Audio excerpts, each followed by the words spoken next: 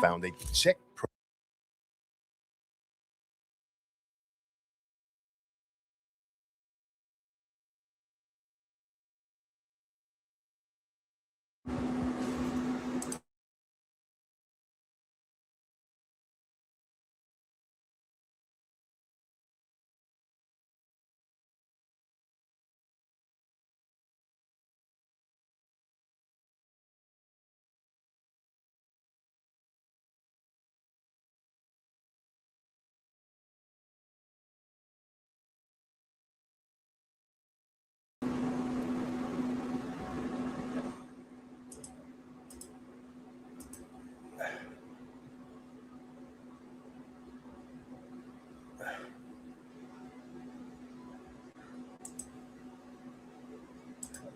My fault, y'all.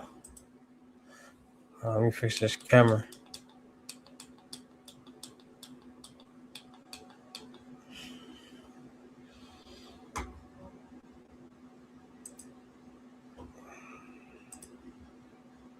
program. I made some changes to the program, took the checks. I made one out for $565,389.19. Look at this guy. I got some Colombians. They want to do up to $30 million. I served the United States Air Force honorably for over 8 years. And when I came out, I was struggling. And I found a nice job working at an adult bookstore, which was unique. Being there, you meet a lot of unique people coming into the adult bookstore, especially single women with husbands, women asking questions, plus, they had the little rooms in the back, plus they had the theater. So I was getting paid. I would work from 12 at night to 8 in the morning. And I kept that job for almost a year and a half before I was terminated. What? Before I was terminated. I would be, and I'm just gonna be honest with you, I was sleeping with the older women. What it do? They would pay me. I mean, they come up to the front, come see me. 2000, what it do? We live, man. At 27, 28, you're like, okay, But my boss did not like that too much. He was like, hey, you can't be doing that, even though, And so I'm not running a brothel. you're gonna get me charged. You'll be charged. Yeah, man, when you're young, I'm 27, 28, I'm not processing that. I should know better. I know.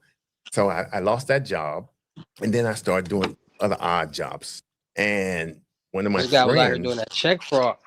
And was like, Avery, I need to talk to you. And I was like, okay, what are you gonna talk to me about? I'm working. You have to get with me on one of my days off. Why you sound so sweet? Real important. And I said, no problem. I said, no problem. I'll get with you. So about 2 weeks, 3 weeks went by. And then he came to the apartment, and I knew it. I'm not gonna say any names, but he was like, Avery, let me show you this. And it was a check. It was a check. It was a very large check. Okay. We're talking $25,000 to $30,000. And I'm 28, and I'm looking at him like, where'd you get that from? And this is to him or just to somebody else? It was somebody else. Oh, okay. And he asked me, he was like, hey, what can you do with that? Do you think you can change it, work it out? And I looked at him and I said, why are you bringing it to me? Yeah. He's like, because you're the only one I trust now. He says, and I know you can think. He said, I know all my other friends are idiots. Start doing that check fraud. And I looked at him. I said, okay, let me make a copy of it. So I made a copy of it. And, I went to Office Max and kind of looked around, and I found a check program. And so I bought it. It was only like $30. So I took it home, and I went into the programming of it. And I made some changes to the program because I had they be doing live check fraud, programming classes in high school. So it was still, functioning in me, and I've done some programming in the military. So it was still there. So I took the copy of the check, and I duplicated it. Right. Not for the same amount, but for a different amount. Okay. Okay. Like 1,500, 1,000, 1,500. And so I called my friend back over. And so when he saw it, it had the watermarks, had everything on it. He was like, oh my God. He's like, this is nice. He was like, He's like, do you think it'll go through? I said, the only way to find out, Yeah, it's for him to deposit yeah, it. for him to deposit or go to a check cashing place. I told him, But $25,000 would have probably gone through. but we didn't know. Yeah, We're in our pre-criminal infancy stage. yeah. And so he took it Dude sound a little sweet. into I ain't gonna Nations lie. Bank. They Who else deposited. think he sound a little sweet? 3 days later, he comes back and gives me $500. I ain't gonna lie, And that's I'm dude's like, oh, boyfriend. okay. He said, that's what this is for. He says, can you do more with different people's name on it? I said, yes, I can. I said, it's not a problem, but I don't want them to know where you're getting them from. Right. That's my first thing. Well, nobody know where I'm getting from. I've worked 2 jobs. I don't need the headache. So then I did a few more checks. Like I got This is all based on this one. This is a business check, correct? go- correct crazy. All business check. based on this one business account using Correct. that routing number, that Correct. account number. Correct. Are you changing the check numbers? All that's getting changed. What I did, it had never been tried before. When I rewrote the program of this check program, I went in and changed some things on it. And I'm not trying to relitigate my case. I'm not Yeah. trying to, make it sound like this is a good thing. No, it was a bad thing. Right. Okay. And I know that. Okay. Yeah, dude was sweet, but I raised he's the a sweet. numbers, the account Check number and the fraud. routing numbers. I raised them a millimeter and kind of slanted them a little bit. So when they went through, they would continually circulate. The Okay. bank would say, okay, the money, the check is good, hadn't come back. So we keep circulating. And they Okay. would give you the money. So, and that was with that one business check. And so People be I having did different maybe, techniques when it total comes to of this check fraud. 40,000 in different amounts that added up. And those checks were all over Houston. They're all over Houston. And these are different people depositing these checks in their accounts. Correct. Okay.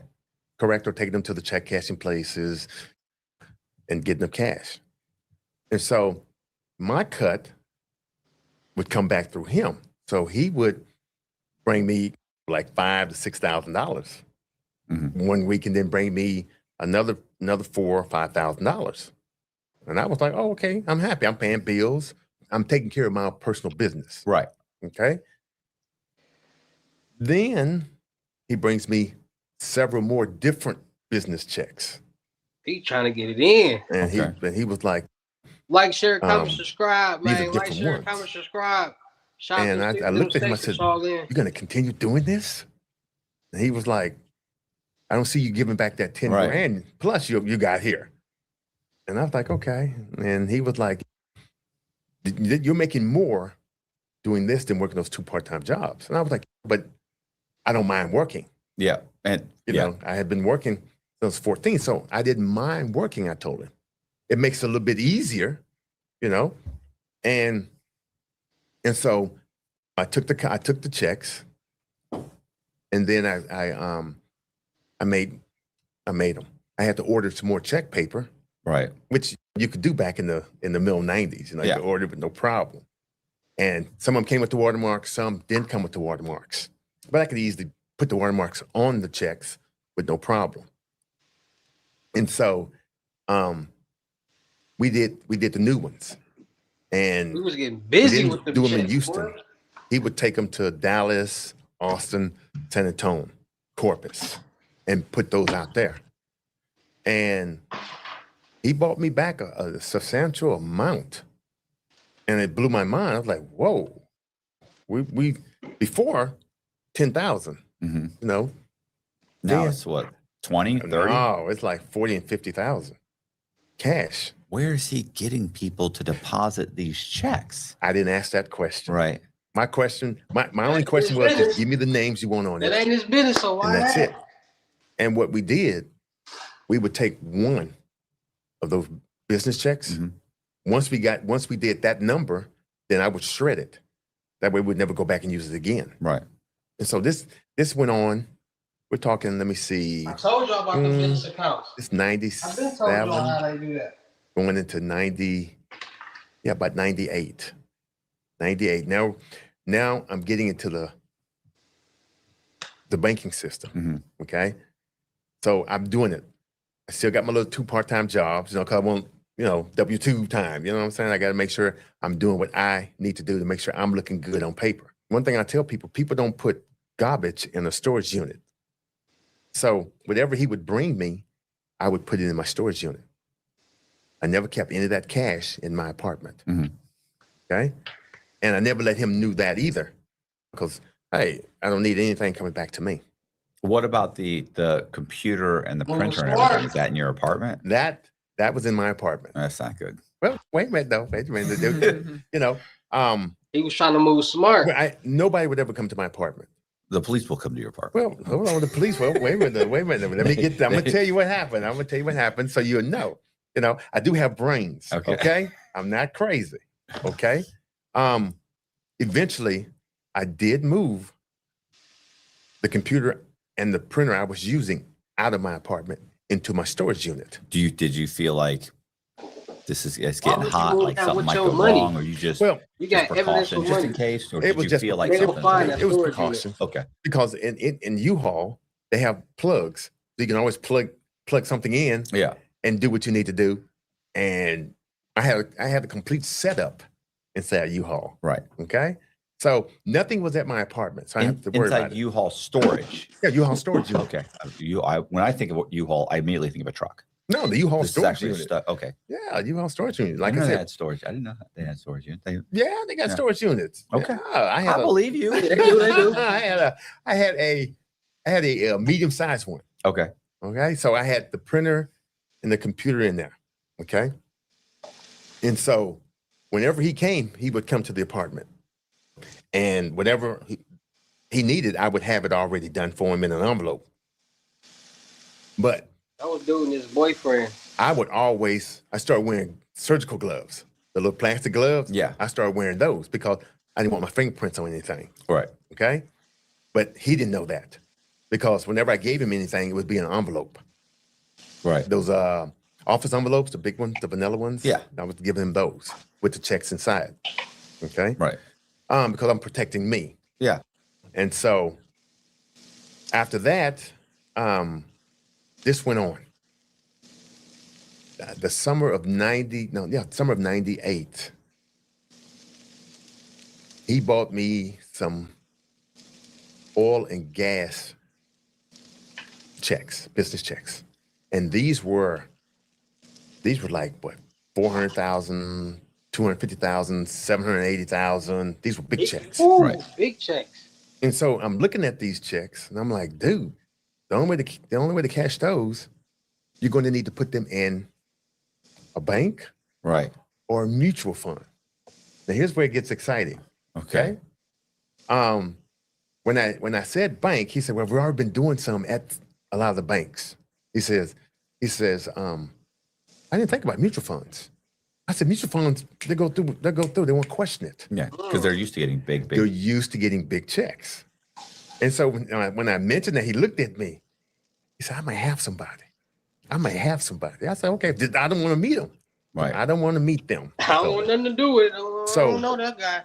It was the Like, summer share, of comment, 98, subscribe, man. the end of July.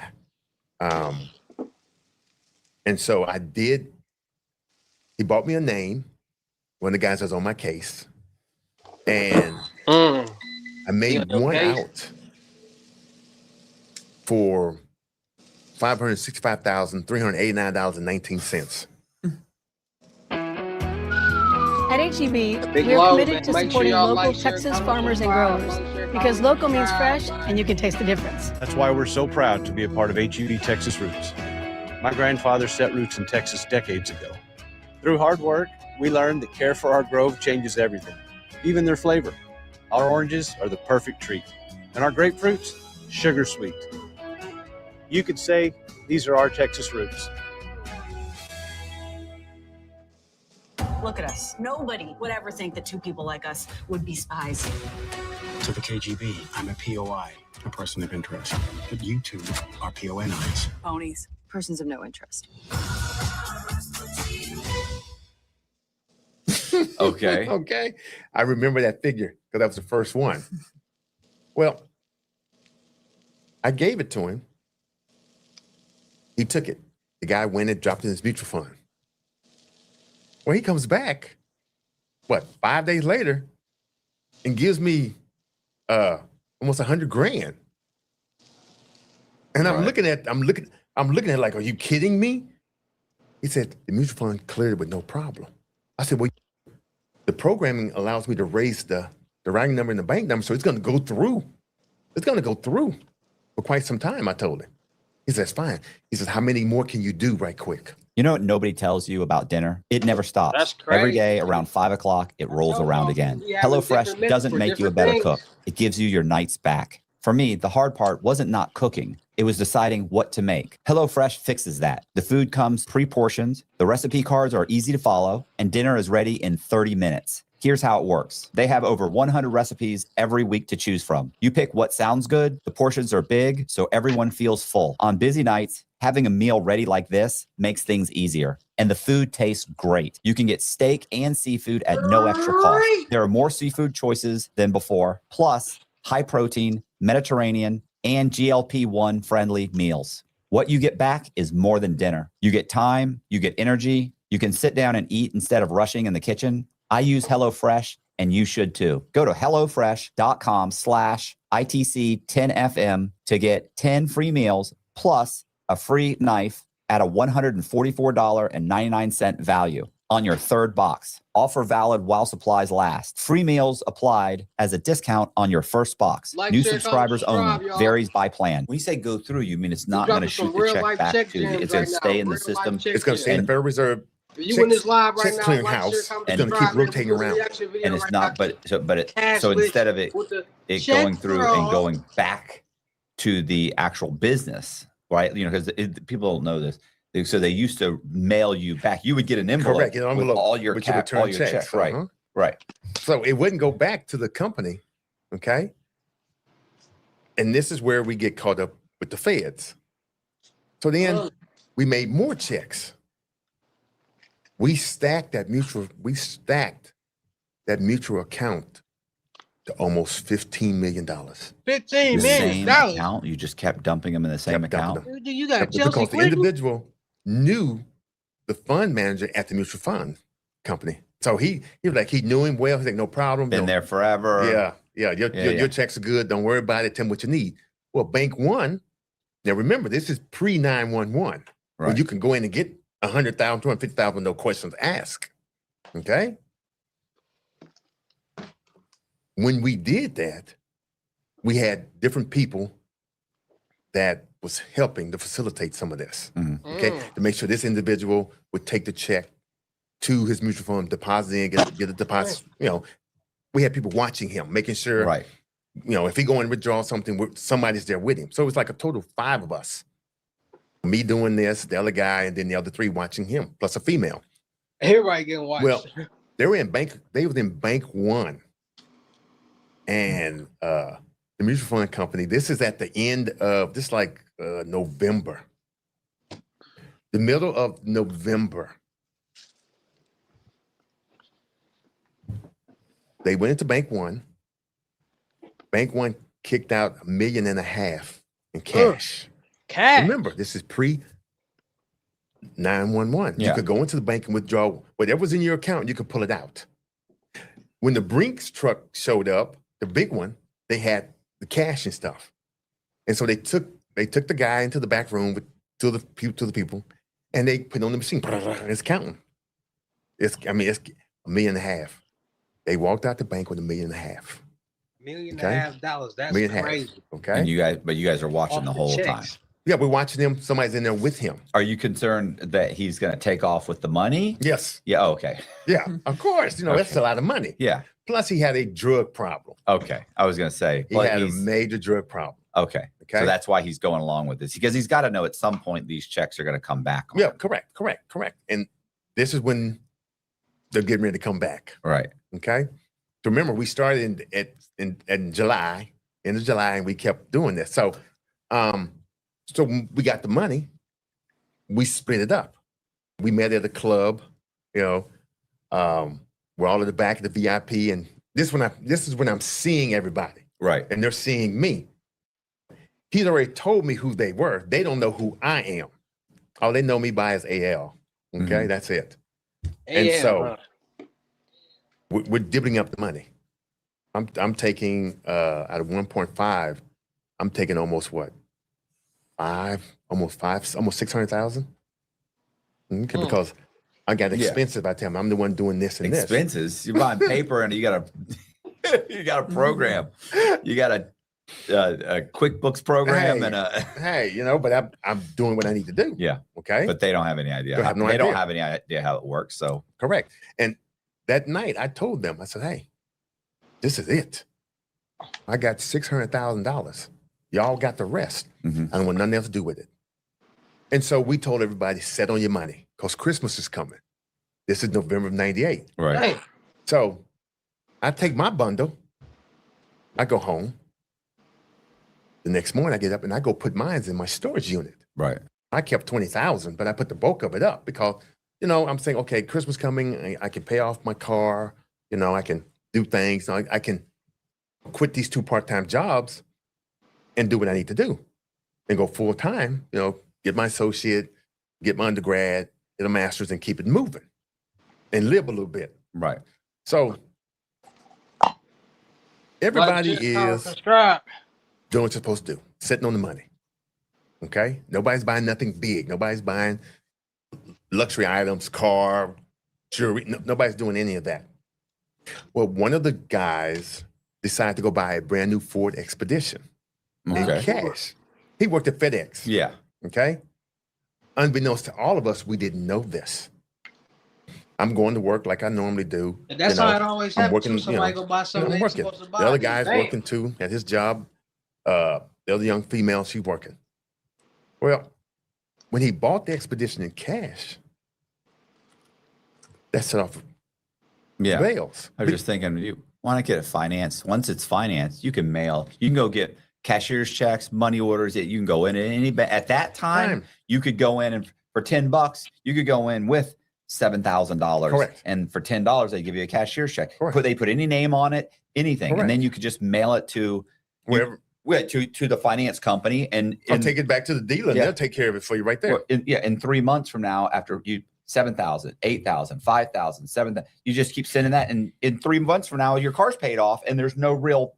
I mean, yes, if the government came in and pulled those files, but it's highly unlikely they would because they're really just going to basically be looking at your bank account. Correct. So he worked at FedEx part time, so he just didn't have $35,000 cash lying around. Right. So the dealership called IRS, say, hey.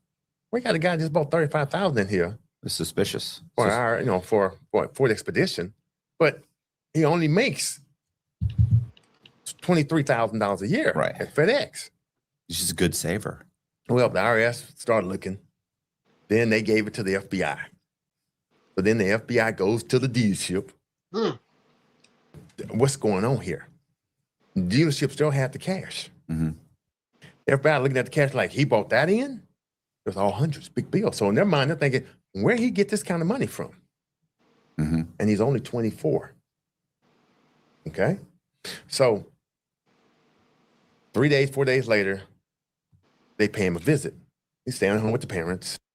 Just as Avery did it. No. It was Avery. No, that's not what happened. No, they even walk in the front door. It was Avery. No, what happened? They went to his house. He was at work. All right. His parents were home. And so they knocked on the door, identified who they were, and asked for him. This is you. While it doesn't look like much, this paints a picture of everything you've done on your cell phone, going back years. And cell phone carriers are continuously tracking, selling, and losing your info. At Cape, we wanted to offer something different. Well, he's at work right now. They said, well, we know what time he'd be home. They said, yeah, he should be home by 4:30. Why? Well, you know how parents get, why? What has he done? Yeah. Well, we're trying to figure out where he got $35,000 in cash. 35,000 in cash? Like they were probably shocked. They were like, shocked. What? The parents were shocked. So they're like, where did he get that from? They're looking at each other like, and the father told the FBI, well, he did pay our mortgage, $1,100 mortgage a couple of days ago. And they were like, okay. But he works at FedEx. They was like, yeah, he works at FedEx. Okay. So they waited till he came home. Well, now here come the problems.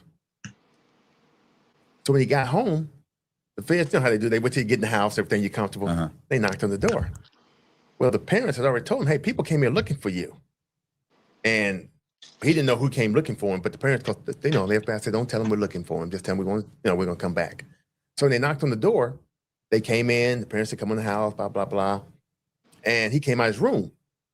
And he saw the FBI, and he was like, well, what's wrong? What's going up? Well, why don't you have a seat?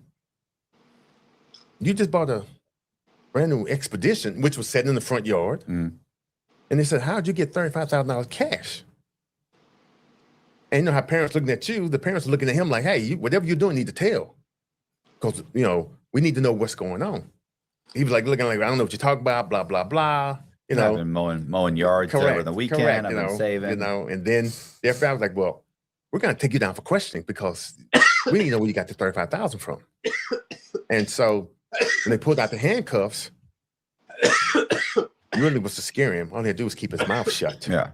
And all of us would never seen the inside of prison. He got scared. And he was like, well, you know, that was my cut. And they were like, your cut? What do you mean your cut? And so he went into he said, well, I got my cut here in the suitcase. So he had like $200,000 in a suitcase underneath his bed, cash. So when he pulled it out, because this is in the report, when he pulled it out, the FBI looked at him like, where you get this cash from? The parents looking like, you got $200 plus $1,000 in my house? In my house? And you only gave us $1,100? I only gave us $1,100 to pay the mortgage. And so they took him and the cash to the FBI building on San Felipe. And so they started going at him. He didn't ask for no lawyer. He just started talking. And so he was like, well, this person got some, this person got some, this person got some. But the person that's doing it, the only person that know him is this person. So then they go get the crackhead. Man. They get him and he starts telling everything. Oh, I know is they gave me these, that blah, blah, blah, blah. Okay, that's two. Now, we want the female, they wouldn't worry too much about her. Right. Because they know, okay, she got a child, we'll get her. Yeah, she'll crumble immediately. Correct. So the other guy, they had, when they got caught by an expedition, they had him meet him. With a wire. Well, no, this is 98. This is November of 98. They had wires in 98. But they probably did, but I don't know if he had a wire on him. They just, you know, they was in the parking lot. Right. And his story to the guy was, hey, I got some Colombians that want to do this in their country. They want to do up to 30 million. So my friend was like, 30 million? Oh. He's not thinking he's being watched. Yeah. He's being watched. So I don't know anything about anybody getting arrested. I'm still working. I'm working my 2 part-time jobs. Right. Okay. And so, so he leaves. Well, the FBI follows him to his house. Okay. Well, they knock on the door of his apartment. He's in there with his girlfriend, what have not. And they say, hey, we want to talk to you. Such and such, bum, bum, bum, bum. They lay it out. We already know about him. We know about the other guy. We know about the female. Where's your money at? Because the other guy, the crackhead, we gave him $200,000. Right. Okay. We knew what he was going to do with his. Yeah, he's probably going to kill himself. You can't. He's going to jump off a building with a big thing of crack. So it was good. And so my friend, you know, he had money. He kept $1.5 million. I got about 5 to 600,000. He got another maybe 400,000. Mm-hmm. And so it was in the house. It was in the apartment with him. That's and his so boyfriend. they arrested him. And so they had all of them downtown. Okay. Now remember, they hadn't put anybody in jail yet. So they're trying to figure out how they amassed this amount of money. Because this person say this person done it. This person say he got it. This young lady. Like, share, comment, subscribe. I had a pager at the time. And my philosophy was, I don't want to talk to anybody anymore. I'm done. I got what I want. I won't bother with nobody. And so all this is going on. without me knowing it. Nobody's called me. Nobody's saying nothing. And so I'm okay, everybody's quiet. So I had some check paper in the house and everything. And so it was November, so I had my fireplace going. So I just threw it all in the fireplace. Did you know these guys were getting busted? Okay, so you had no idea. You're just cleaning up because you'd already decided I'm not talking to anybody anymore. I just clean up the rest of anything that may be here. Correct. I got everything. With that kind of money, you have to know something's going to go wrong. Correct. And especially with these people that you're giving it to, you have to know they can't handle that kind of money. They were given instructions and they didn't follow. They didn't follow the instructions, and that's how people get in trouble. You know, you give them a whole bunch of money, and it's just really an opportunity for them to make a whole bunch more mistakes. Correct. So, and that's what happened. I probably was the only one that sat on my money. Mm-hmm. So what happened? They got their money, okay, and so then, all they knew me by was AL. Okay, Yeah. and you got your pager. I got my pager, and so it kept going off. I was like, and I knew the number. Like, what the hell? Why are they calling me? So I always went to a payphone. Mm-hmm. Okay, I never used my home phone. I always went to a payphone, at least a mile away. Hey, and so I would call. Yeah. And what happened is the FBI had the phone tapped where I was calling back into. Right. So I'd be like, "Hey, what's up?" And the guy would say, "Hey, AL, what's going on? What you doing?" So I'm not doing nothing. I say, I'm relaxing. You paged me like crazy. What do you need? He's like, "Well, I got these Colombian guys that want to do this." And I said, "No." I told you, "No, I'm done." I said, "I got mine. You got yours. Everybody got, y'all should be sitting still. I'm not doing anything." I told him, not doing nothing. And so I said, "Hey, that's it." I hung up on him. Well, they had the phone tapped, so they knew the payphone I was using. Yeah. Because I stayed on there talking to him. So then when I hung up, I heard him left. That's how I always do. So I hang up, I don't sit there until I leave. Well, a couple of days went by. I'm thinking to myself. So I go to my storage unit. I'm saying, wait a minute, something ain't right. Something ain't right.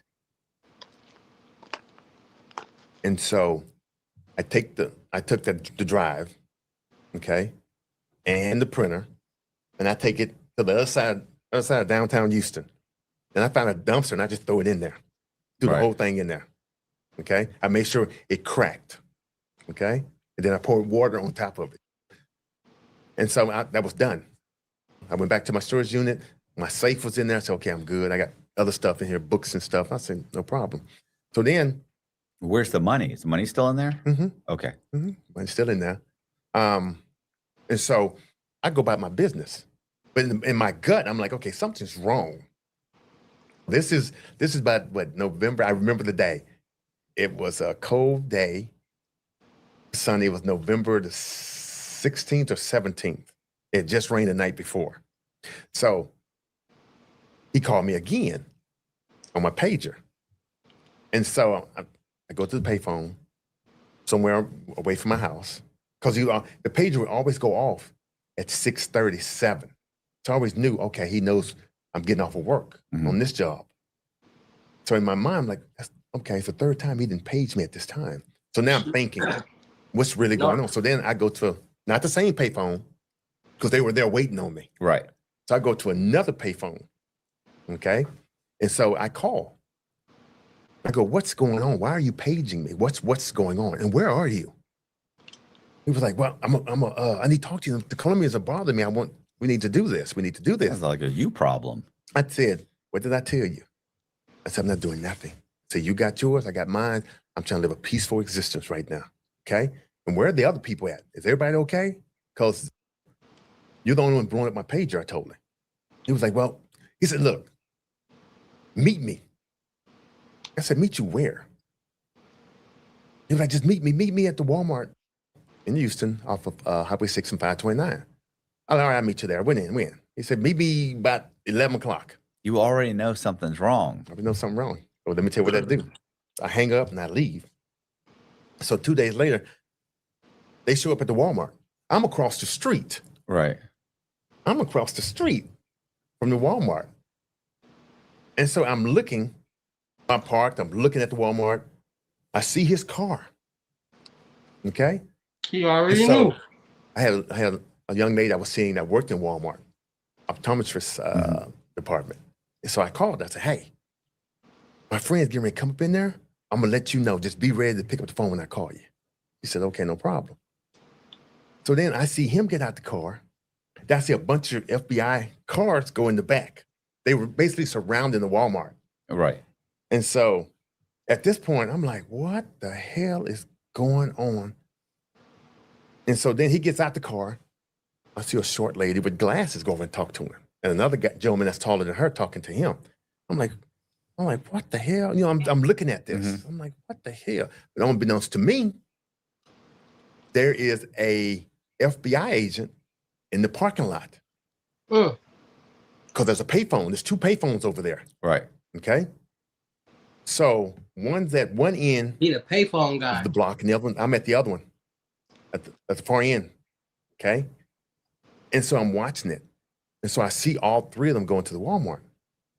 So I call my friend, and right there, as soon as you walk in, it's right there, the eyeglass place. So I say, hey, do you see such and such come in there? And she's like, yeah. I say, call his name, say, you got a phone call.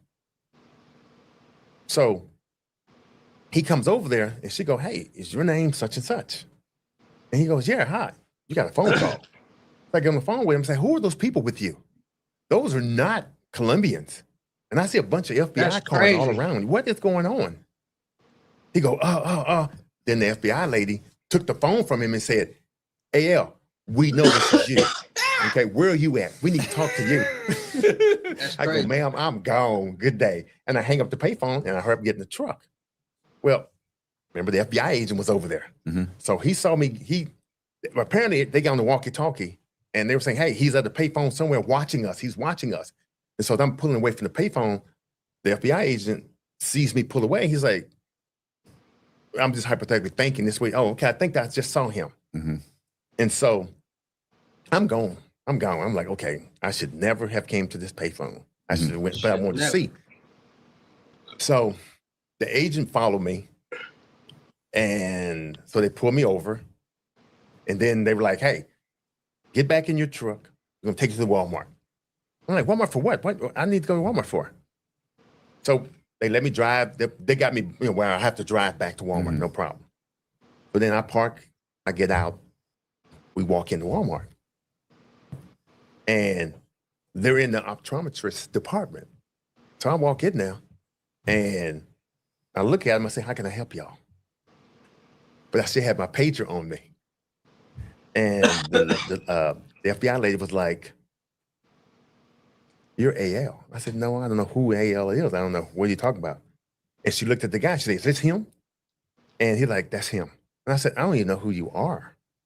I said, what's going on? At this point, they hadn't arrested me because they were trying to make sure I'm the person. They're trying to identify you. Yeah, trying to identify me because they didn't know who I was.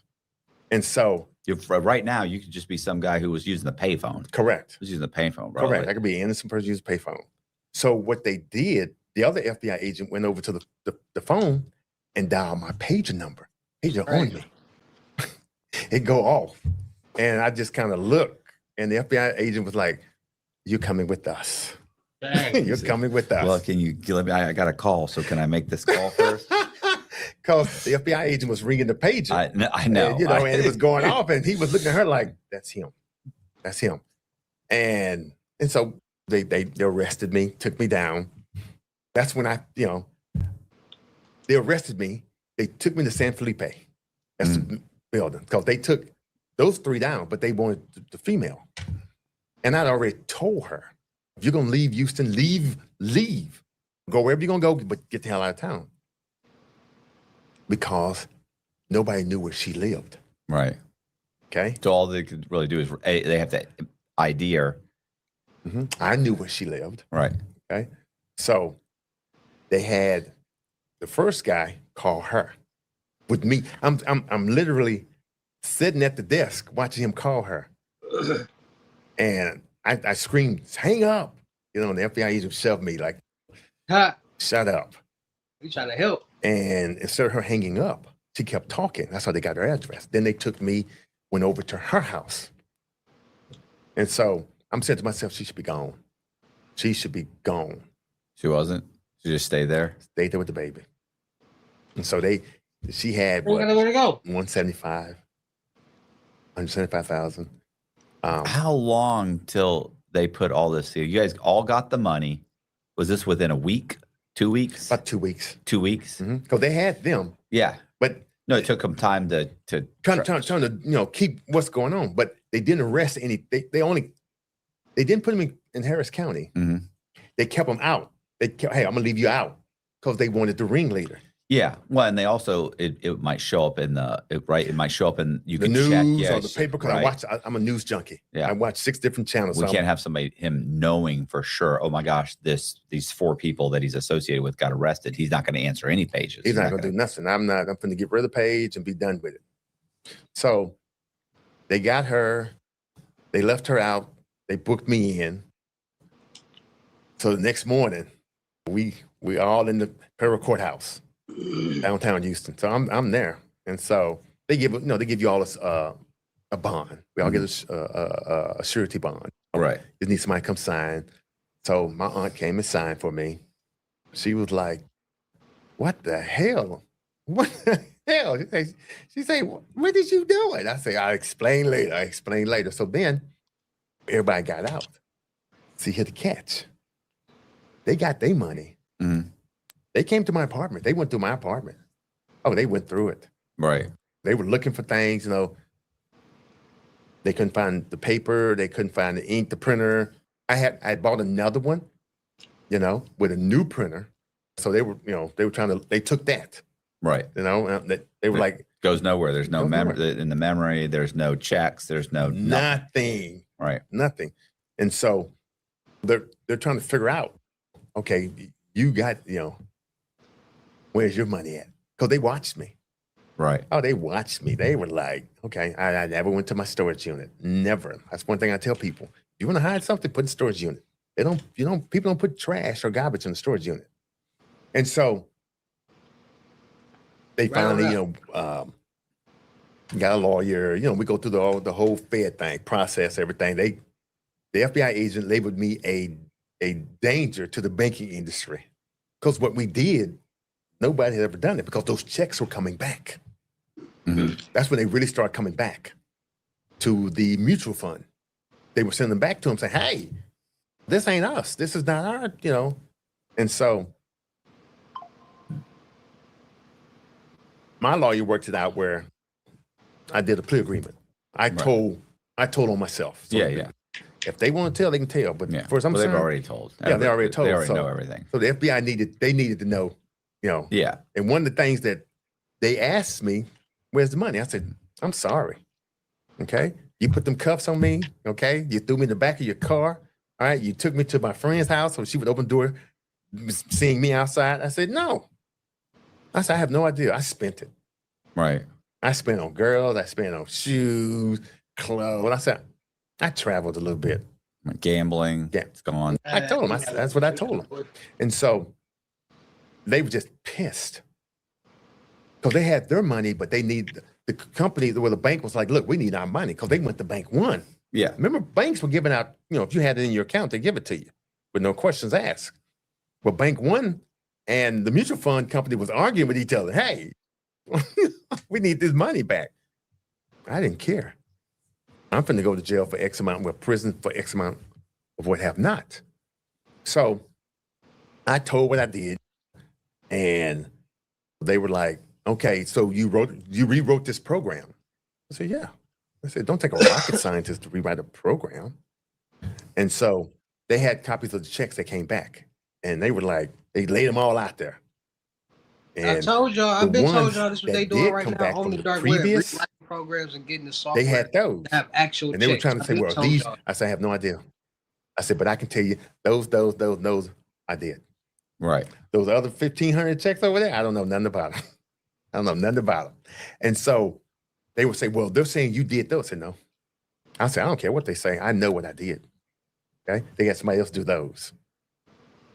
And so the FBI was like, okay, no problem. And so the U.S. District Attorney, he was a bulldog.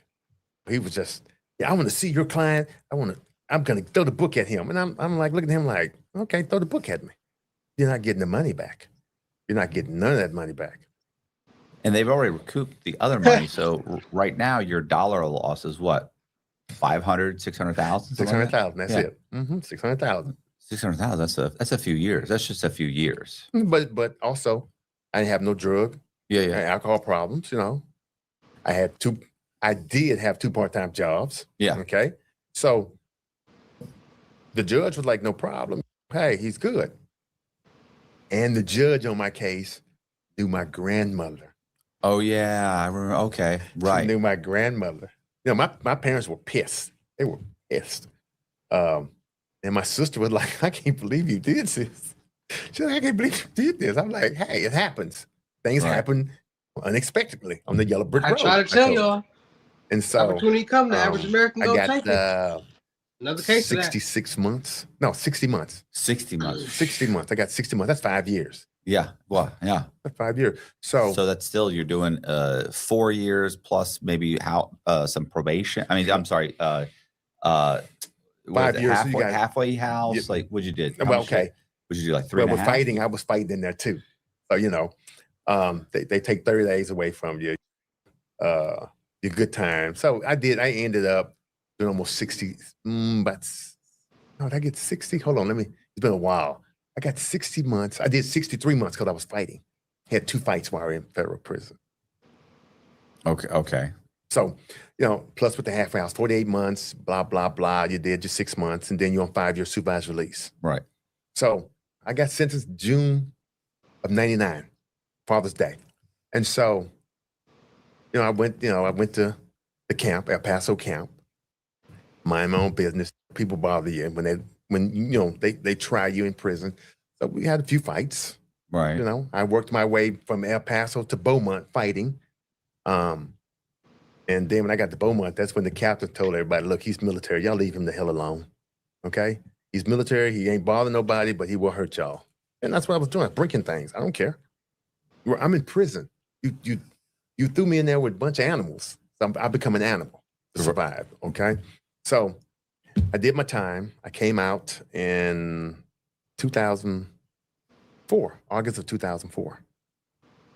And, you know, coming out, you're broke. Yeah. You're broke. Well, most people are broke. Oh, most people are broke. You're not broke. I'm not broke. And slowly I got back on my feet. I did supervised release, had a good supervised release personnel. She was real good to me. She knew I wasn't on no drugs, but then they would bring you in with everybody else to catch people. That's how the feds work. I need you to do a UA. But they bring other people in because they know they're doing it. So you're the clean sample. Right. I was the clean sample. And so I had some good jobs. I worked really good jobs. Went back to college. Finished up my my undergrad in business administration. Also, when I came off supervised release, February of 2009, I started doing lab studies. Right. Because they were still wanting to know where that money was. Because every time I would go to my supervised release, she would say, hey, they're still looking for that money. Right. They want that money. I'd say, I spent all that. And she would just look at me. Because in her mind, she's like, I know you got that money. Right. I know you do. And I would I would play the part. I would never wear anything new. I would always go down there haggard. Yeah. You know? If I was sitting on $500,000, would I be driving this 10-year-old Toyota Corolla? Come on, man. No, I was driving a 1997 Pontiac Sunbird, okay? With sunroof. So $2,000 paid for it. So I played the game. Okay. I came on supervised release because every now and then when I would leave for work, I worked at Union Pacific. I was a driver. I would see FBI agents parked outside the tracks watching me. And I'd be like, oh my God, it's 5:30 in the morning. Y'all are watching me, because they don't think you can see them through the cars. So I already knew they were watching. My storage unit was good. It was already paid up, so I didn't have to go over there at all. And so this went on. That's why I started doing the lab studies. Okay.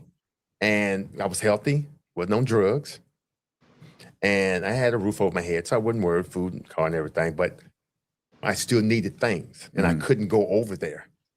Could not go over there. And so when I started doing the lab studies, I did hydrocodone. I did a bunch of different. When you say lab studies, explain. Lab rats. Right. Okay. Lab rat studies are, they test new medicines on you. Okay. On you personally. Personally. You They bring a group in. They bring sample A and sample B in groups. Okay. I was always being either A or B. So you would either get the placebo or you get the actual drug. Okay. And they paid well. I mean, this is 2009, 10, 11, 12, 2009. Okay. So I'm doing these studies. You know, my family look at me like, you're crazy. Why are you doing these studies? I said, hey, I have my reasons. Okay? What do they do? They give you the medication. You take the medication for 90 days and then you just fill out forms, or they take blood work? Or? Here's what they do. You go in for a screening. Right. Okay, Make sure you're average health. Correct. And I was healthier. I'm exercising. I just came out of the joint, so I'm still in top condition. And Right. besides, I'm 40. I'm 39, 40. So I'm still good. So I passed all the screenings with no problem. So I did the hydrocodone study. That was a 60-day study. Okay. So at the end of the study, when you go in, they tell you everything. You fill out all the paperwork and everything. Day 2, they feed you, let you do, walk around, whatever you go. Day 3, they give you the medicine. Okay. You're in group A, you're getting the real medicine. Group B is getting the placebo for 15 days. Then they give them the real one. And then 15 days, we get the placebo, and it goes like that for 60 days, 15. Well, at the end, they paid well. They gave a check for $45,000. Okay. Nice. Yeah. So I'm looking at it, I'm like, okay. So then I start doing more lab studies. Do you have to stay there or you get to go home? No, you have to stay there. They have a bed, they have everything. They have TVs, libraries. I mean, these facilities are there to make money. Right. They want you to be comfortable. They don't want people to say, I can't stay here anymore. Correct. No fighting. You're there for a purpose, mind your P's and Q's. They got male and females. Okay. Then I did a cancer study.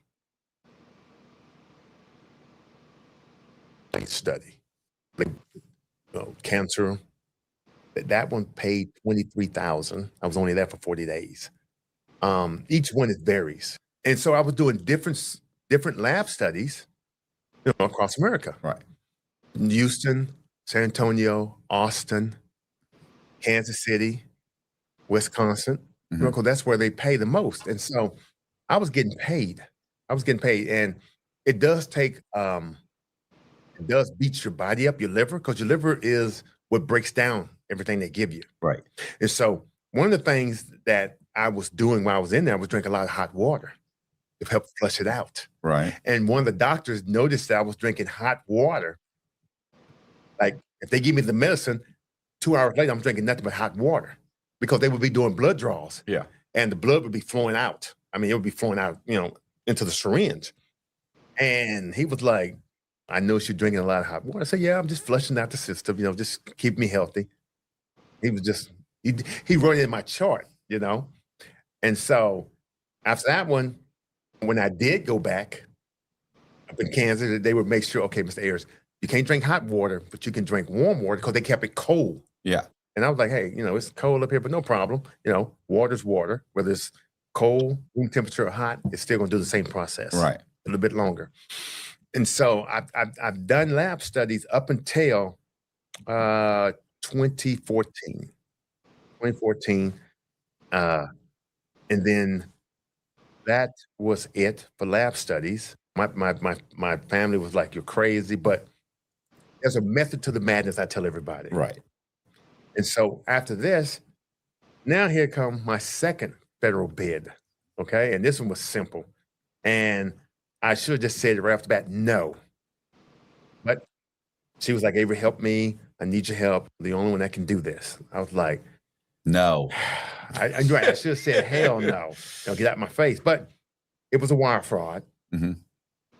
And once again, I'm not glamorizing crime. I'm not trying to relitigate my case. I'm very remorseful. If I could go back, I would go back and change something. What it do? life is about moving forward. Mm-hmm. You can never go back. So the wire transfer was only less than $400,000. What was it she wanted you to do? That she needed an account to put funds into. So Okay. she wired it to you. She wired it to my account from an overseas bank, HSBC. Okay. Okay.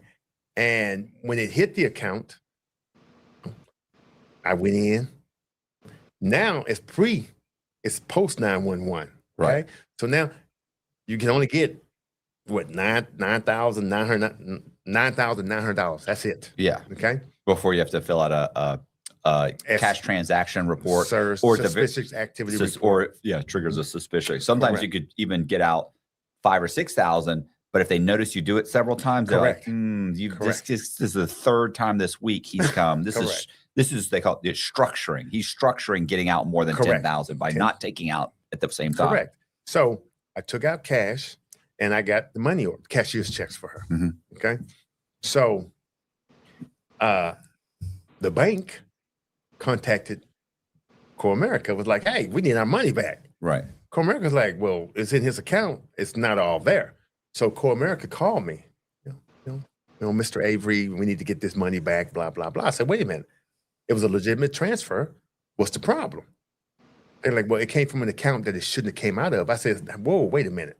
Wait a minute. Are you telling me that this bank didn't know this money came out to your account until a week later? Mm-hmm. She's like, yeah. I said, well, whatever in there, send it back. You can go on and send whatever's back in there to them. I give you authority to close the account down, take the money, and send it back. Whatever's in there, send it back. Well, they were missing almost about $50,000. Right. And so Core America was like, well, Mr. Ayers, we need this money back. And I was like, take what's in there and move on.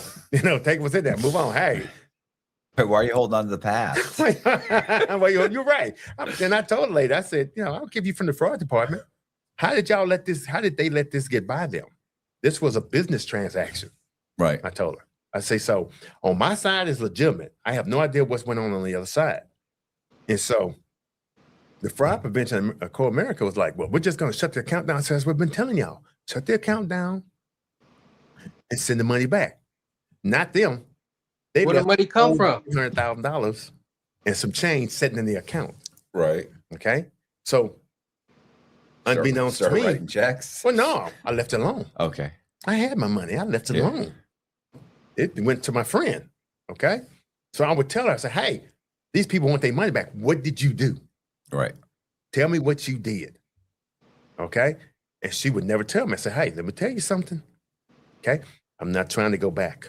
Right. I'm not trying to go back for wire fraud, I told her. So then finally she was like, okay, here's what happened. I have a friend that worked on the inside. They had a dormant account. We took the money from there. I said, why in the hell didn't you tell me this? And I could have gave you a better, this way. That's crazy. People be doing janky stuff. I said, now I have Core America calling the hell out of me. Right. But even though the money's sitting there, I sent them an email back saying, hey, you can authorize you to close the account, send the money back. I even faxed it to them. Okay. That wasn't good enough for them. HSBC was pissed because $357,000 is missing, but $307,000 is still in the account. Right. So everybody's upset. Everybody upset. I'm They want upset. that pay. Upset. My friend's looking at me like, I don't know what I'm gonna do. I say, you need to come to Core America and tell them what's going on. That way we can close this account and we can send the money back. Well, she didn't want to do that. Right. I said, okay, no problem. Ain't no problem. I'm gonna do what I need to do. So I had another lab study I had to go do. So I went done it. Well, unbeknownst to me, the U.S. Marshals was staking out my apartment. But you weren't there for. I wasn't there for 60 days. So they didn't know where I was. They saw my car, but they didn't know where I was. So I come back from a lab study. I made what? I made $40,000. So I came back into Houston at about 10:30. I came back on Greyhound.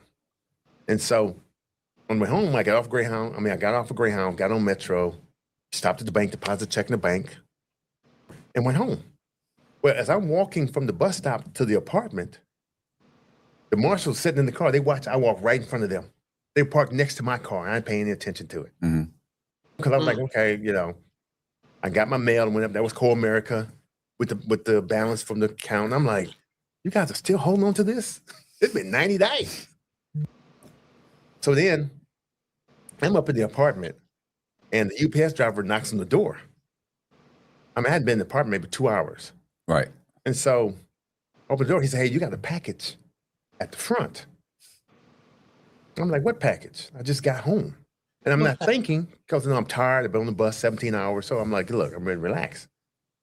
So I said, okay, no problem. I'll go up there and get it. So when I go down, I lock my apartment. I go down, got flip-flops on. It's April, May time frame. So as I'm coming off the elevator, the U.S. Marshals there. So they as soon as I come off the elevator, there they are. And I'm like, looking at them like, hey, how y'all doing? I'm not thinking about nothing. And so they go, Mr. Ayers. He said my name. And so I stopped, looked at him. I said, how can I help you? And then here come the other guy from around the corner. I go, what's going on? Well, we need you to come. I'm not coming over with y'all. What's going on? Do you have a warrant for me? Oh, well, what you do? It's on its way. I said, okay. I'm going to get a package from the front. And they were like, oh, there's no package. There's no package. So I looked at them. I said, so you lied to the UPS guy. And so I said, okay, well, I'm going back to my apartment. You know where I'm at. Just knock on the door. Well, the marshal was like, well, no, we can't let you go. Well, you're not going to detain me. Right. So I got back on the elevator, closed the door, and went on upstairs. Well, about an hour and a half later, here they come with the warrant. They knocking on the door. And so open the door.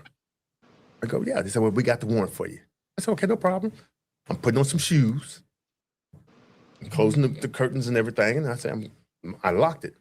They were like, well, you don't need to lock it. So I'm locking my apartment. Ain't nothing y'all need to know. So then I go downstairs with them, and then there's another U.S. Marshal lady.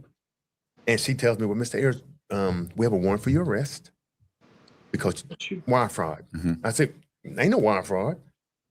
I said, Core America got a letter. See, they didn't know that.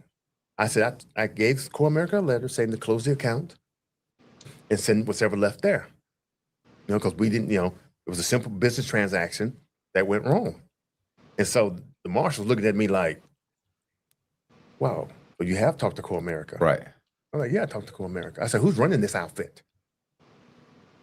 I said, who's running this outfit? And she looked at me. Then she gets on the phone.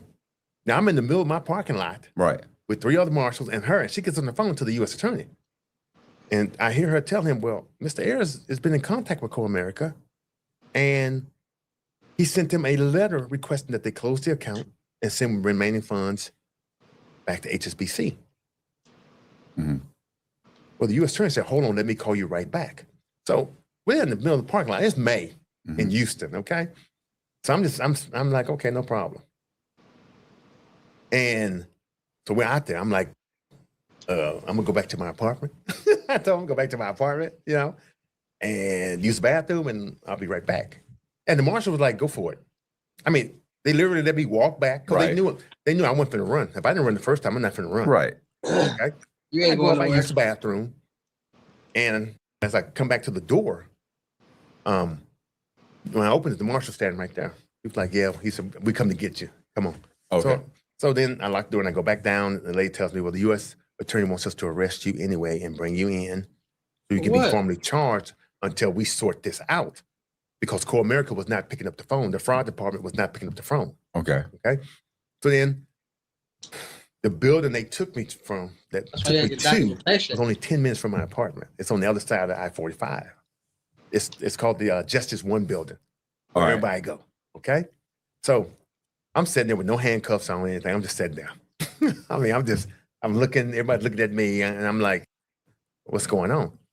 Then the lady comes back. She says, they want to take you downtown to the Federal Detention Center. I say, no problem. I need to make a phone call. Yeah, I've been here before. I've done that. Yeah, this is. And so then she lets me call. I call a family member. Say, hey, I'm getting ready. They're going to charge me for wire fraud. I'm going downtown to the federal courthouse. I'll probably arranged first thing in the morning. Again? At 10. Yeah, that's what they said, what did you do this time? I said, hey. File your taxes 100% free I in ain't the do app nothing. if you didn't file with us last year. Just file with TurboTax Do-It-Yourself by February 28th. No matter your tax situation, make the switch to TurboTax Do-It-Yourself and file free by February 28th. We're going to sort it out. So then they take me downtown Houston. Okay, I'm in the FDC. I'm sitting down. You're incommunicado because you don't have a number. You can't use the phone. You know, you're getting 3 square meals and, you know, you got a cot. So I know the routine. And once you go down the first time, it's the same thing the second time. So then the next morning, I get a ring. Well, the judge, Gray, was looking at me, and he was like, okay, Mr. Ayers, you've been here second time, blah, blah, blah. But he said, I don't know, somebody made a mistake somewhere. I was like, wait, to me, I'm looking at this judge. He's telling me someone made a mistake somewhere. They But do I don't make have any mistakes. paperwork. I'm sitting there looking at him. I'm going back to my apartment. I'm looking, yeah. I'm thinking, Oh. you can let me go. Yeah. Well, at that time, the U.S. attorney shows up. And he goes up and he talks to the judge. You know, I'm listening to it. He's like, well, we really hadn't formally charged him with anything because the fraud department didn't tell us that he had gave them permission to send the money back. Mm-hmm. And so the judge is like, then why is he here in front of me then? Federal judges are, you know, they know their business. Right. You know. And so I was like, can I get a court-appointed lawyer? If y'all, you know, if I'm gonna stand here, I need something. And so Facts. there was a court-appointed lawyer already in there Right. talking to somebody else. And he was like, I can take the case. So he went up there. He was like, look, let's give him a bond, surety bond, until we can figure out what's going on. No problem. They did that. So, matter of fact, my uncle was there, and so he signed me out. And so I'm telling him what's going on, blah, blah, blah. So I called the girl. I said, hey, you know, I just made a bond from feds. So I'm letting you know. Whatever went on, you need to come talk to me, or we need to meet somewhere. Mm-hmm. I said, because I don't like this. You're messing with me right now. Right. And so that's when she tells me, well, you know, those are stolen funds. Right. I'm like, oh, okay, stolen funds. I said, now you tell me the truth. You didn't tell me why I agreed to this. I said, but it's okay. I said, it's okay. It's a lesson learned on my part. And so when they asked me, how did I know somebody at HSBC? I said, well, hell, let's go get her. Yeah. I Let's go don't get her. know anybody at Yeah, I don't. she does. Because one thing the FBI does, He they said, go I'm back finna and look. dark. Okay, Mhm. he did this. Okay, so we know he's not crazy. We know he can think. Right. Okay, so somebody knows somebody in HSBC, which was her. So I gave him the name, and I gave a statement. I'm like, look, this is what I did. Anything else, you need to go ask her. So they went and got her, and the puzzle came together. Right. So I got, once again, the marshals come, they gave me paperwork, hey, you need to come to court. I'm like, oh, no problem. So I show up for court. They tell me, well, you're gonna get sentenced on this day, September of 2015, for this, and this, because a whole year had went by. At this point, what are you responsible for? What are they saying you're responsible for? 50,000? Or are they trying to hit you with the whole? They hit me with the whole 357. Okay. They hit both of us because it's joint restitution. So Yeah. both of us. So we both got charged with 357,000. But at this point, What year was this? I'm sorry. 2015, September of 2015, I got Okay. sentenced on the second case for wire fraud. But during this time, I'm still out. Mm-hmm. So I get to research in HSBC. They are criminals. Right. Okay. When I say they're criminals, they're criminals. Yeah. Okay. They got They've caught. had some issues. The big issues. They were money laundering big time for the Yeah, cartels. yeah. So They pay a ton of fines and stuff. and they got a non-disclosure agreement with the federal government, Okay. which means you're supposed to if something going on in your bank, let us know so we can stop it before it happens. Right. Okay. Well, the judge didn't know that. Well, I gave it to my lawyer and said, hey, HSBC ain't being truthful with us. They're not telling us where this money really comes from or why they're not disclosing everything. So when that's why my knowledge lawyer is went power. to That's why I the U.S. preach attorney knowledge with is it, power, because knowing is he didn't know type about stuff it. to help you. He didn't know about the non-disclosure agreement, Okay. which protects the bank, but they're supposed to cooperate fully in the investigation. All right. Okay, which means those funds came out of not a dormant account, but a member account. Oh, okay. So it's like an unnamed. Is this like an anonymous account? Correct. So we don't know if this is was this drug proceeds. money? Is it Correct. okay? Correct. So it's part of their money laundering operation. Correct. And like I say, I'm remorseful. And if I hadn't done my research on HSBC, we would never found out. Right. So then the U.S. attorney was like, okay, hey, we don't want this getting out. We do not want all this getting out. Okay. So what they did, they're like, okay, you take a plea for 60 months, no problem. We'll put you on 3-year supervised release and be done with you. So I'm looking at them crazy. 60 months. So they want you to go to jail for 5 years again? Again. Okay. Because I'm strike 2. Right. Okay. And that's what the U.S. attorney was saying. Even though we know about this for the HSBC, y'all still took the money. Right. That's how U.S. attorneys are. Yeah, they justify that's fucking you somehow. Correct. And so I was like, you know what? No problem. I just need to tidy up some things, And the U.S. attorney was like, okay, no problem.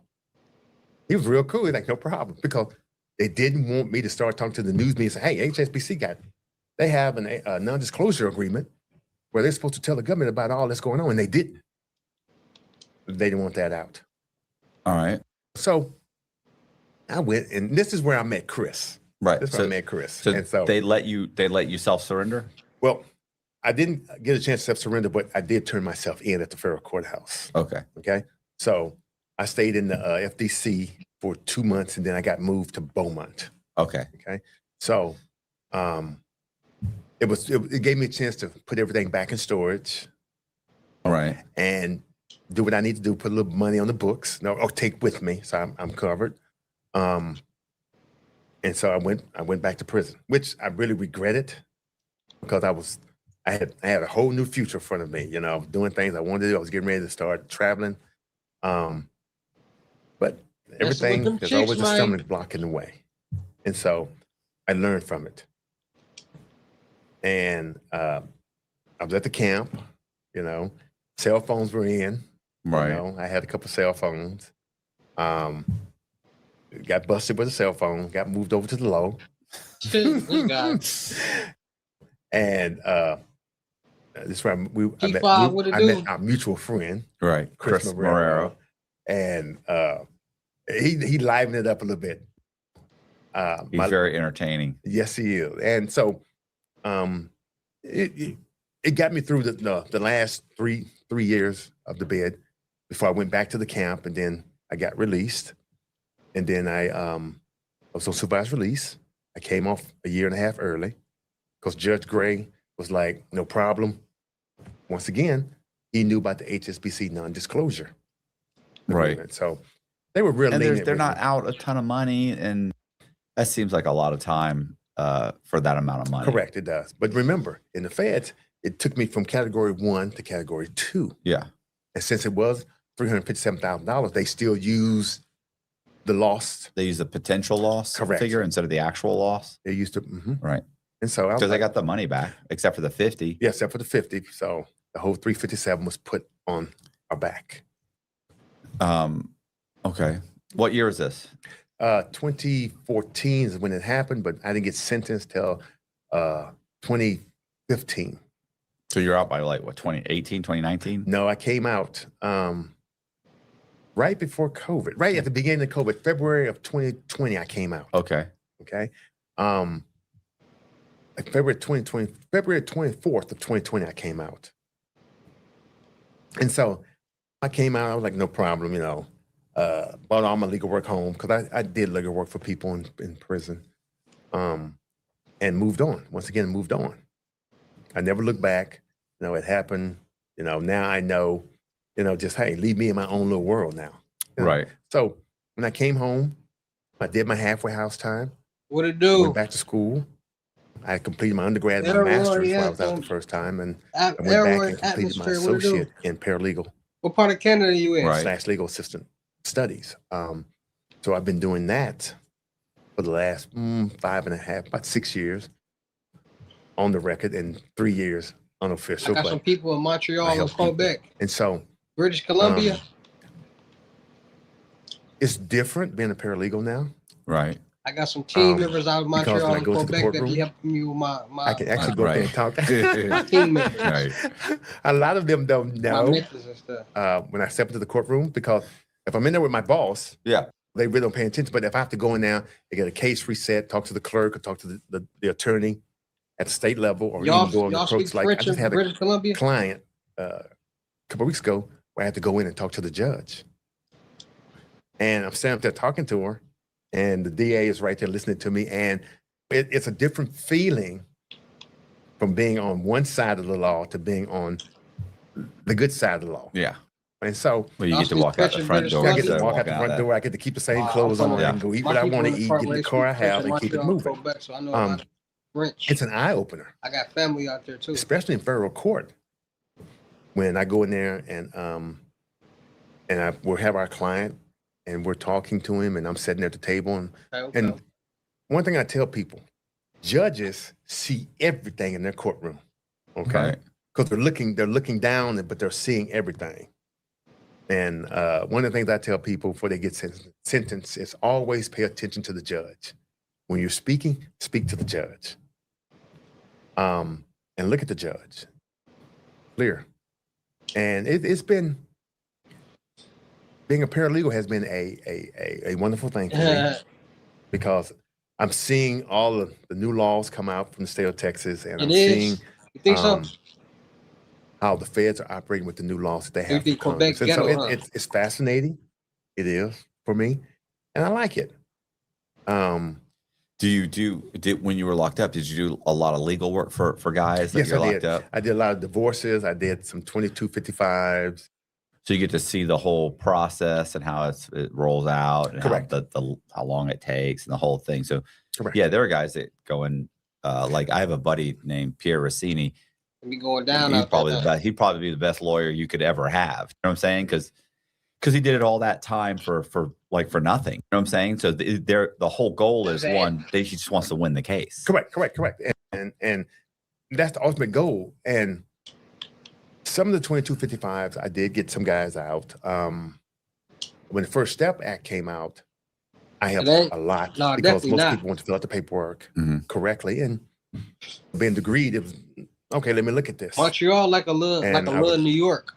I was happy to help Was it them. Quebec? Even when they got the clemency. Remember, one of them like a mini President New York. Obama I was in. So I took pride in doing the paperwork and getting them out or home, or even cut the time in half. And it makes a difference when they have kids or they have a loved one, wife coming to see them, and hey, I'm going home. Mm-hmm. And so I take pride in helping those guys. But it also gave me more practical use when you do legal work for people. Massachusetts. Right. From divorces to 2255 to just regular tickets. Some of them had speeding tickets in there, and they wanted them off their back. Mm-hmm. And so I did that paperwork. So it was profound, not only a lesson in not going back, but also help people if you can. You've been to 17 states. Yeah, we're all in prison, but we're not all here for the same thing. Some are in for drugs, some are in for blue collar, some are in for white collar. But at the end of the day, we all want to go home sooner than later to see our families, our loved ones. And so I took pride. Chris did some legal work as well when he was in there. Oh, I'd be terrified. I would be terrified. I had to look over his paperwork and be like, let me see your paperwork. Don't you give that to nobody. And I would tell him, let me redo this. Your Honor, he is not given up his rights to be a citizen of the United States. He is a sovereign individual. Oh, for God's sake, Say, Chris, get off the gas, but we all get 50 years. Yeah. The fringes on the flag are signify that this is a maritime court. Okay, stop it. No, he would go to that extreme, and I would be like, Chris, enough. You're gonna get this guy charged again. I know. I said you get him messed up this time, and then they really gonna be ready to beat you up. Yeah. Okay. Listen, there were guys in Coleman. They got recharged because they were sovereign citizens and they were filing paperwork against judges. So they're filing judgments against FBI agents and their federal judge. And they would one day they'd come down and they'd say, hey, pack up. And they'd be like, I must be going back to court they're going to let me out. No, they get to court and they find out they just got another 3 years. Yeah. Another 3 years. I forget what they call it. It's basically like, I forget what it was, paper terrorism. They don't say that, but it's fraudulent paperwork or something to that assumption, but against like a government official or something. It's so obscure that so few people get charged with it. But like, I literally watched a couple of guys leave and come back a year later. Oh, I can't believe this. They just give me another 3 years. And it's like, well, why didn't you fight it? Why don't you go to trial? Because they're always like, oh, you can go to trial. You can this. They can't do that. Why did you tell them about the sovereign? Did you do? I tried. My lawyer told me I couldn't. And it's like, stop it then. Stop doing this. Stop it. You're right. I had people at the camp doing it. I had people at the low. And I would just tell them point blank, I'm not touching that. I told them, I'm not touching that. I'm finna go home. I'm not finna touch that. Okay? We had a guy. I'll tell you this real quick. We had a guy that, now, I knew him. He was at the medium, but he had been at the low. He was a bookkeeper that did taxes once a year, and he also did people's books, right? Like, you don't have to be an accountant necessarily. You can just, or maybe he was an accountant, I forget. But he basically kept businesses' books. And then once a year, he would do their taxes. So that every month you send him your receipts, and he keeps your books. He'll keep your books. Which is receipts. Great. Yeah, there were those services. And then at the end of the year, he would do taxes. Well, he started doing like the tax scam where he started getting people back money, and guys in the neighborhood are coming to him saying, hey, can you file this and he's doing it. And eventually it catches up. He goes to the low. He gets like 5 years or 6 years, something like that. He goes to the low. And while he's in the low, he becomes, and he was already kind of on the fence with this whole thing, the sovereign citizen, but he meets some guys. They show him the book. They show him the whole book. They show him the whole thing. He applies for his Cusack number or Cusack number. Yeah. And he files his paperwork, look, my name's in all capitals. And he ends up incorporating his name as a corporation. And through some kind of paperwork, he gets some federal judge that says that the Bureau of Prisons has no jurisdiction over his corporation, his name. So it's got his name and the corporation all in caps.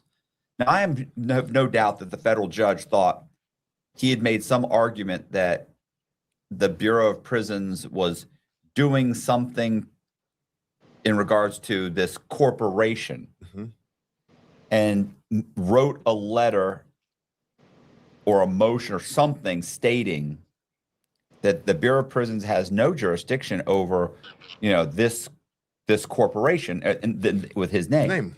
So he gets this, it's semi-vague, right? Like, it's like, okay, well, so, but he, of course, is saying that that's me. This corporation is me. I am the corporation. I am this is my, whatever, straw man or whatever that insanity is that he's got connected in his head. So he packs up his bags at the low, and he goes to the front gate, like with his, you're not even supposed to go, you're not even allowed to go to the front gate. Correct. You can't cross that line. Right. He goes across, well, he can, because it doesn't apply to him. He got this letter. So he goes there, and a lieutenant, somebody walks out and sees him. They're like, hey, What are you doing? He's like, I'm leaving. First of all, you don't leave through the front gate. You leave to R&D. R&D. So I don't know what you're doing, crackpot. But the guy comes up, what? He's like, no. He's like, federal judge released me, telling me, look, you have no jurisdiction over me to hold me. You have no jurisdiction at all. Goodness. And he walks up and the guy reads it and goes, I think I know what this is about. Hold on a second. Oh, the lieutenant went and gave it to the captain? Here's your letter back. Goes and gets the captain or the I think it was like the assistant warden, the warden or whatever. Oh my goodness. Warden comes out, walks over. Let me see the paper. I understand. Are you a sovereign citizen? I am a sovereign citizen. That's a trap right there. That's a trap. It was a woman, the warden. And I wasn't there for this. I was actually at the medium at this time. And she was like, all right, I understand. Go ahead and handcuff him, grab his bags, and straight to the shoe. Yeah, straight. That left, that's right. That's an escape charge. They charged him with an escape charge. Oh my God, he crossed that line. Yeah, which he didn't get recharged. Like they just gave him they took away 54 days. Oh, they gave him 100 series shots. Right, but it raised his custody level. So he goes to the medium. Listen, if you look at me and you think this is not somebody who should be in a medium, I am 10 times more prepared than this guy was. Correct. This is a guy in his late 50s, early 60s, probably 6 foot tall, thin, flamboyantly gay guy who was just unprepared for the medium. Oh yeah, that's you're in high school. Yeah. You're in high school. He gets out and he just, they can't do that. He spent a good 2 weeks telling everybody how they couldn't do it. And these guys are like, man, they got half these guys, not half, but 20% of these guys have, if they don't have a life sentence, they got 45 years. 45 years, thank you. And and the average sentence over there, I think, was, if you remove the guys with the 45 years, it's like 15 or 20 years, the average sentence. So he's walking around, He walked with 5 years on his belt. Your little 5-year sentence. Thank you. Sit down. What are you doing? It was probably a year or two before we get out. Zach knows this guy because I remember he was in Zach's unit, my buddy Zach. And in the medium, they have the 2-tier system. Correct. The showers were on the first tier, so you could be up on the walkway. Like, share, comment, and you basically subscribe. can look straight in to the showers, right? Correct. That's medium. He would go and he would stand there. Oh my God. And look, and he finna get stuck. He's I don't know. It was odd. That's high school over there. They will stick you. but he so I mean the sovereign citizen guys, you kind of feel like they're harmless, but they get themselves into a lot of trouble. Yeah, but they did, because when they come to get them, or they call them to the front. Hey, report to the lieutenant's office, or report to the camp administrative office. You already know. Well, I know when I hear them call, I'm like, okay, because I remember the paperwork they filed, and I told them not to. Not good. And next thing I know, I see them come with the handcuffs, go into that corner pocket. Okay. Then I see them go out there with them green duffel bags to get their stuff, and I'm just like, But the handcuffs on the whole time. There, you can't do this. The statute such and such, the universal code says UCC, and I'm like, stop dude, it. They pick.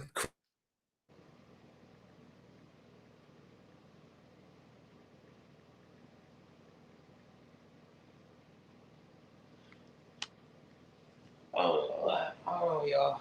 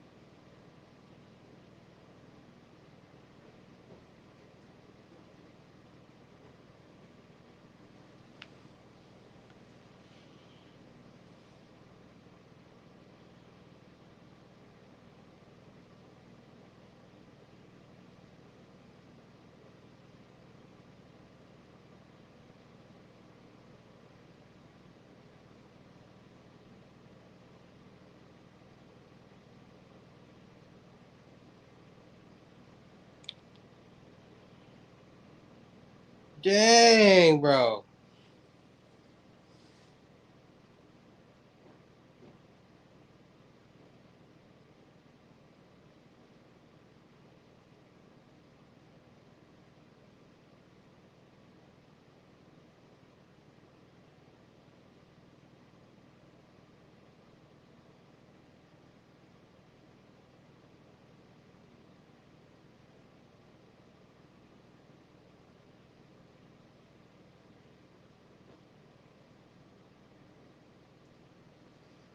Why it's not popping up on this one?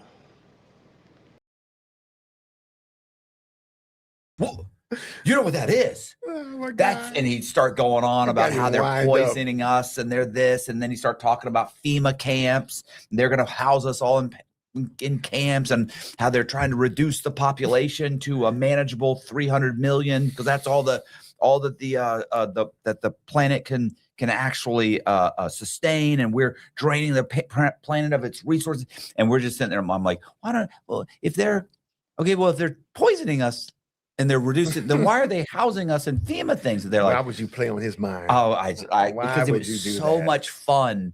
And then you could just, in the middle of the whole thing, you'd say, what do you think about Christianity? Well, let me tell you about it. Here's what, and then he'd tell you how Christianity worked into the whole system and how really, I was like, well, why would humans want to kill humans? Has nothing to do with that. It's the aliens that are running the whole thing. You don't understand what happened in 1947. And you're like, oh my God. You got him started. If we go 1947, you got him started. It was great. It was like, you know this, but in prison, you're starved for for stimulus, right? Because you have no stimulus. Like, I didn't need Chris stimulus. I could. My mind was already. he was just pure entertainment. He was. And then you say anything. You say, what's up with Bigfoot? Love it. He would go and he would just wrap him right back up and he'll go into it in depth. And then he'd go, I have a book, and he'd grab a book, and I'd be like, Chris, this is fiction. This is not. He'd go, look, and he'd flip it over, and it would say like nonfiction. Correct. Or it'd say history, or it'd say documentary or something. And you'd be like, this is printed off Amazon. You can put anything you want. Correct. No, but it says, stop it, Chris. This is written by some crackpot. And you're following that lead. You're becoming a crackpot, I would tell you. He's so much fun, though. Oh, yes, he is. Yes, he is. I love Chris. He made me laugh. He kept me in. Bro. Like, what?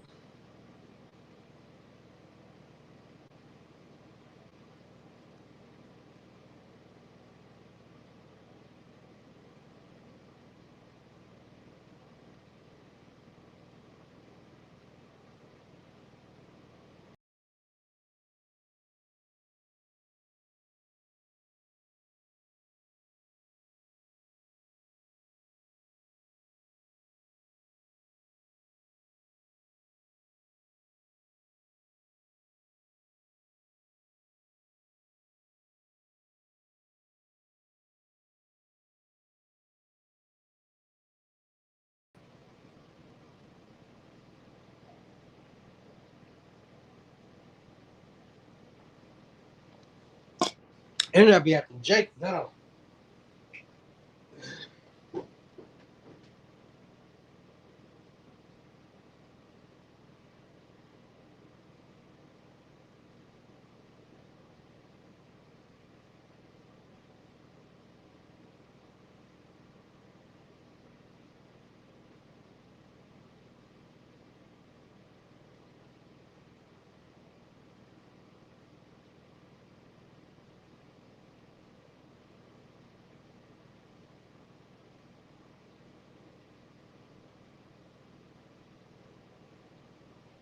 Too much fun, and a lot of these guys, they're desperate to be in the know.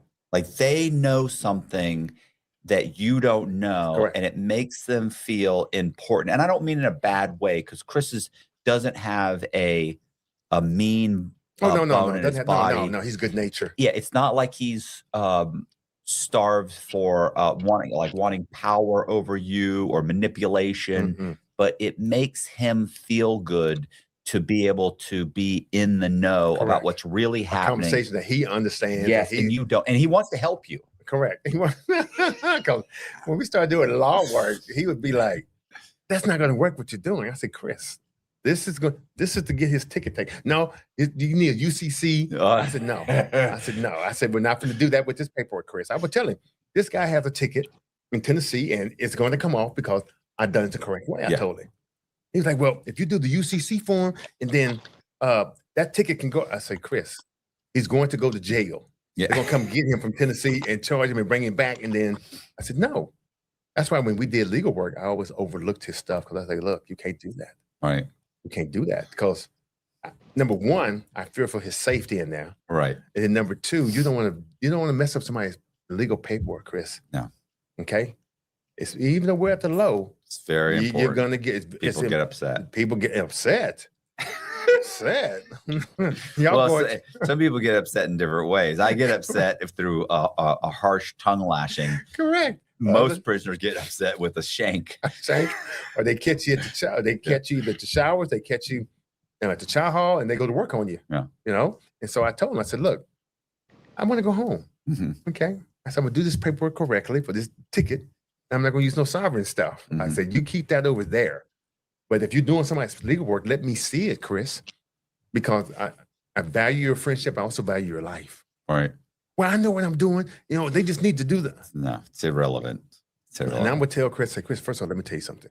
You're not in your stable environment. All right. Some of these guys here don't have a GED. Yeah. And all they know. Yeah. It's not because it's not because they haven't given the opportunity. Correct. It's because they can't get one. They can't get one. They don't want one because when you're working with an 80, 85 IQ, your go-to move is violence. Right. Because I was teaching GED. I taught the SLD class for GED where they had gone, if you did like 300 hours or something, and you simply could not get your GED. Correct. I taught the class the next class that they put in, and you had to do so many hours, like 50 or 100 hours of that class, and you got a waiver. So we were teaching guys how to count change, follow directions. Oh yeah, very basic. Just because I did have to start at the basic level. I had to start at multiplication, work them up, and then with English, I had to put down the adjective, the noun, the pronoun, the verb. Let them know what it is before I start teaching them to read correctly. And so, in the social studies was just like wow. But my entire time there, I got I think 16 people got their GED while I was there. Okay, and so. I was happy. Yeah. I was happy not only at the camp, but at the low. I helped them get their GED because I told them, you're going to need it when you walk out that door. Yeah. Don't think you can go out there and get it. No, you got too many other. Bro, I'm getting tired of that internet in there.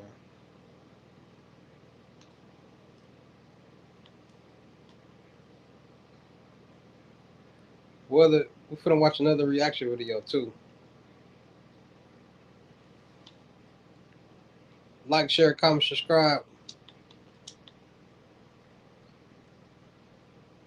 What type of video y'all want to watch? React to next?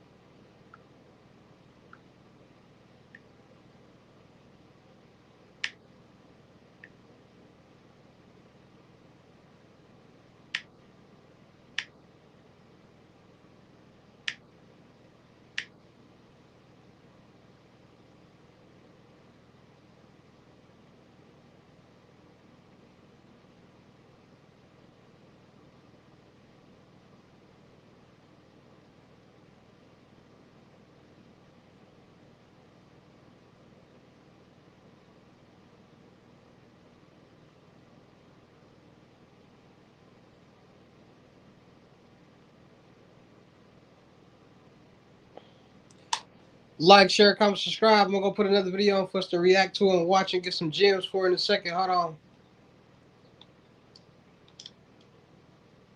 Gosh, gotta fix the connection there. It's a little janky. Pass.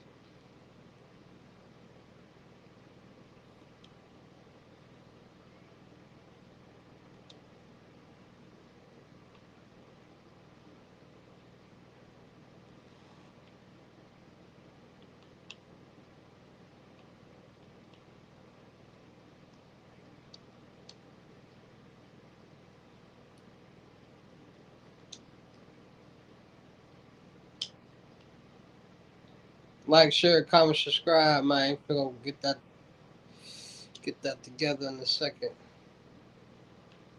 I'm just in the NCAA tournament right now. Colorado versus Tennessee.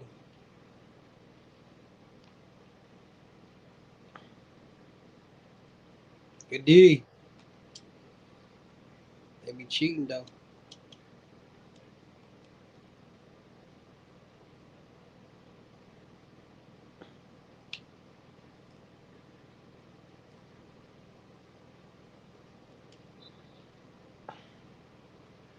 They be filing too.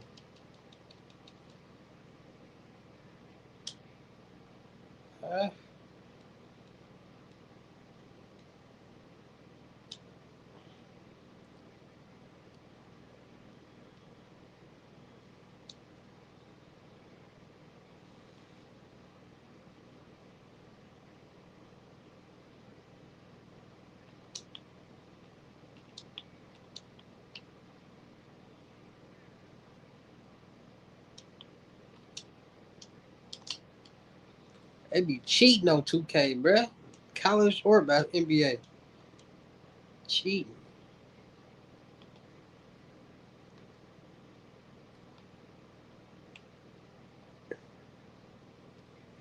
Watch out, bro.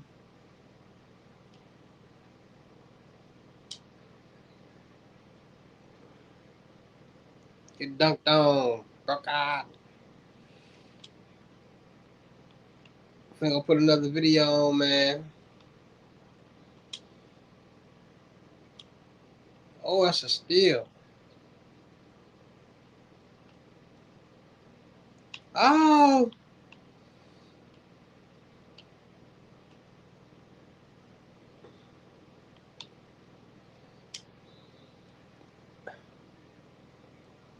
And one.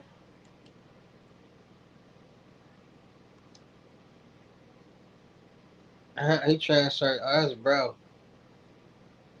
He transferred from Purdue to Tennessee.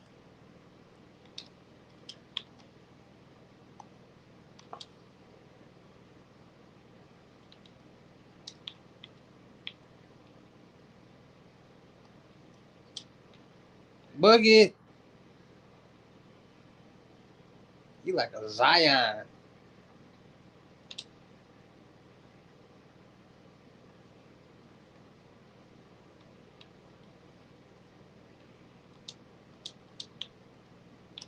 Oh, good steal.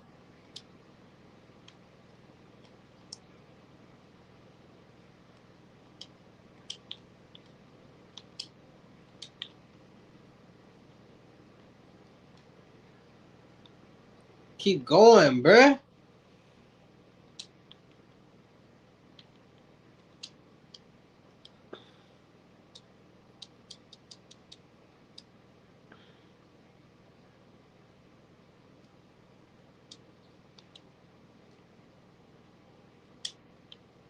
Oh my God, that's 2 bad plays in a row.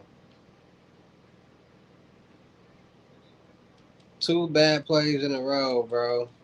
Now we down 4, bro. Now we down 4, bro. Then the Kentucky, Michigan, Ohio, Georgia, Florida, Minnesota, New Orleans, Illinois, Indiana, New York. Oh. Oh. Pass. Let's go, BJ.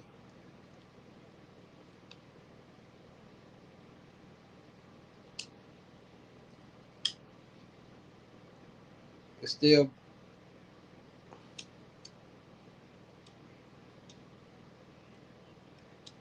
Get back.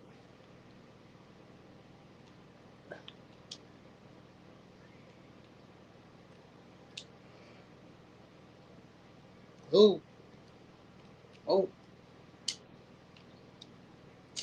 Trash. I'm trying to get Bryce.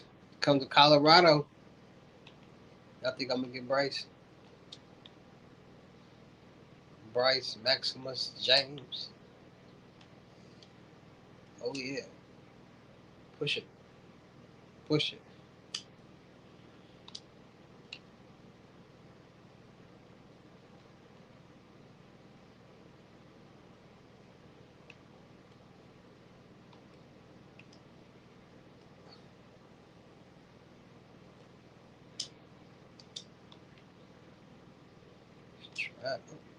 Oh. How you missed the charge, bruh? Oh. And then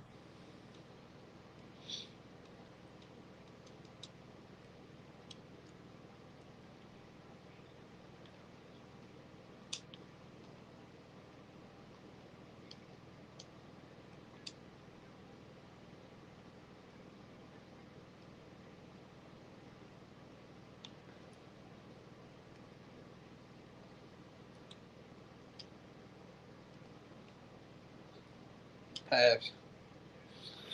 Good pass, Ken Folk.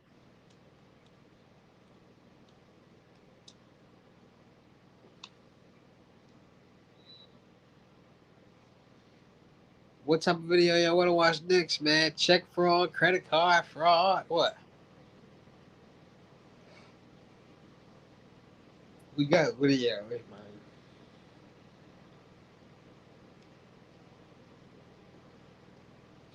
I can't believe.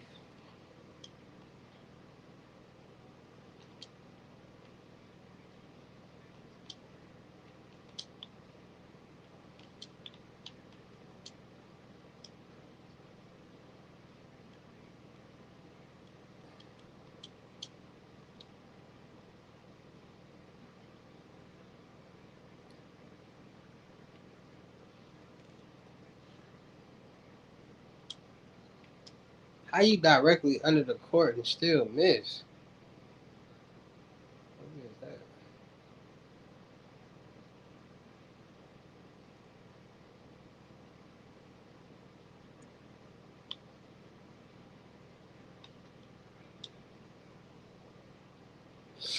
The game be cheap. Oh. Yeah. Let's go. Let's get a steal. Let's get a steal.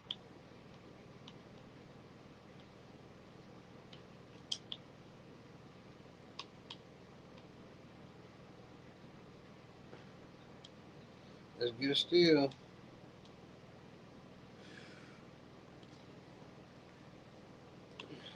Oh. Oh. Oh.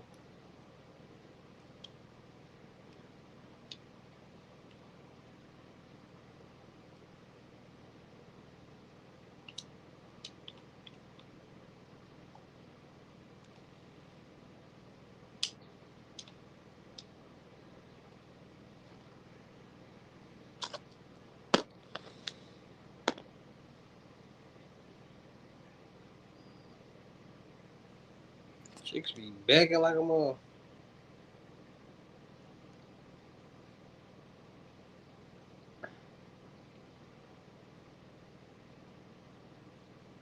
I ain't got nothing.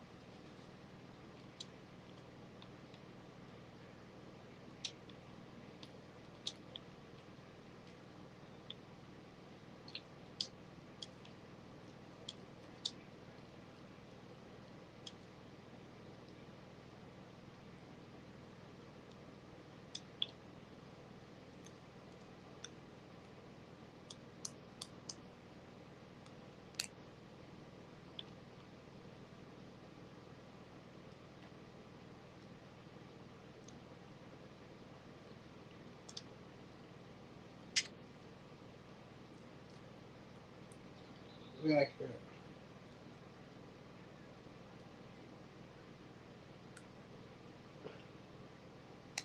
We're gonna change the video in a second.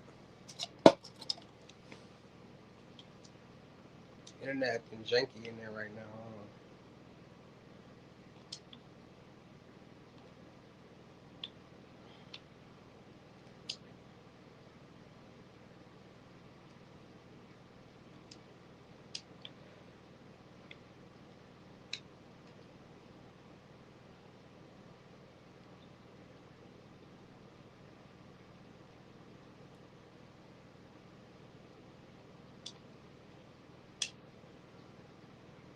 Cash money, baby.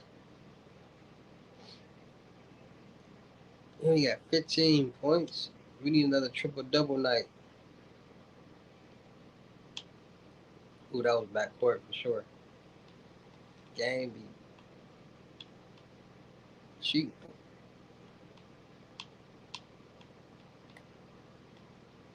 Cash money, baby.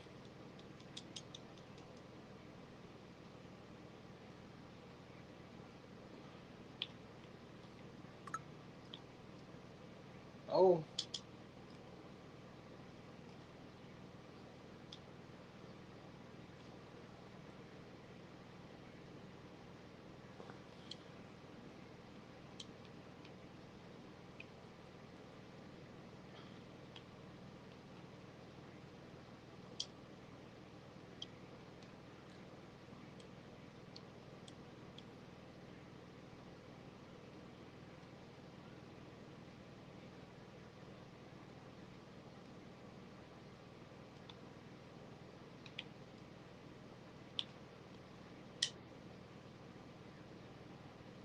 Can't hold me. Quick 17 on him real quick. Don't nobody got college but me. Oh, college basketball. 26.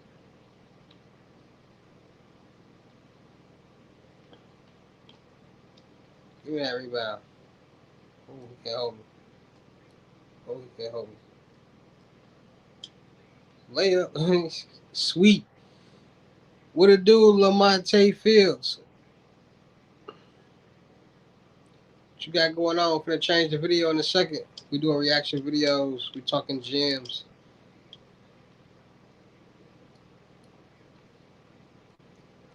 We all need help.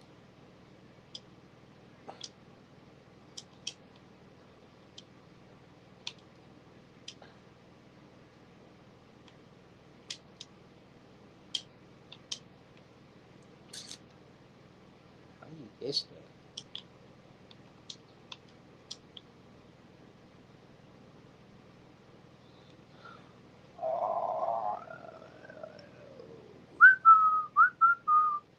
Either get your lessons.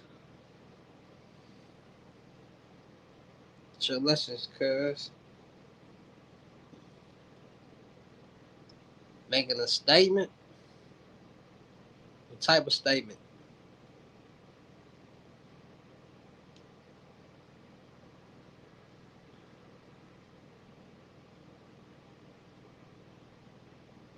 What type of statement, cuz? And make sure y'all like, share, comment, subscribe on all the lives, whatever channel you watch it on.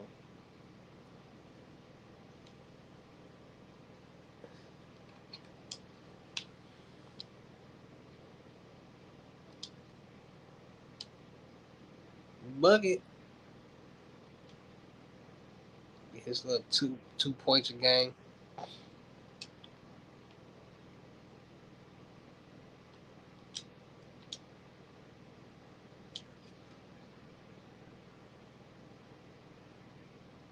What?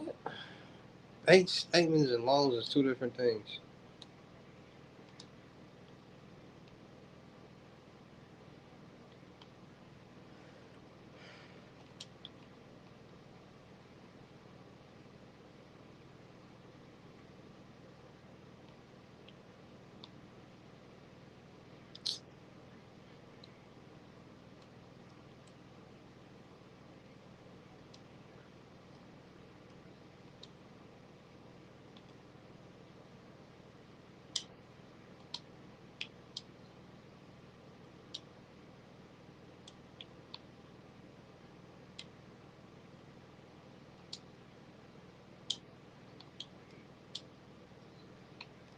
Tip out.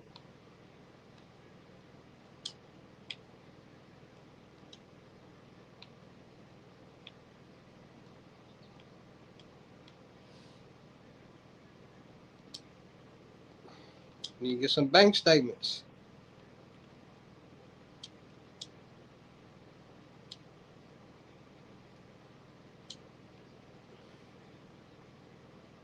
That's why I asked you what bank.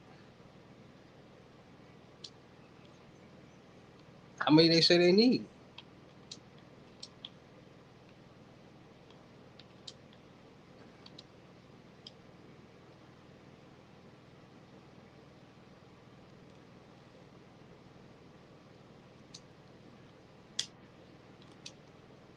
That's supposed to be cash money, baby.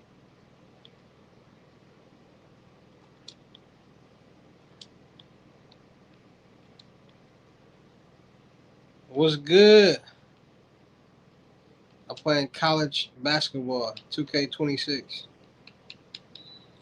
Colorado versus Tennessee. Don't nobody got it but me.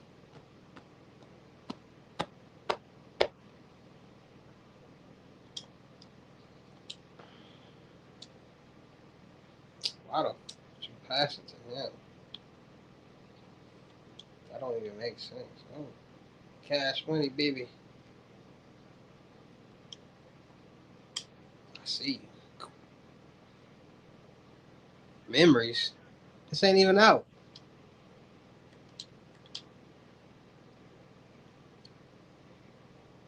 It's basketball. Not no football.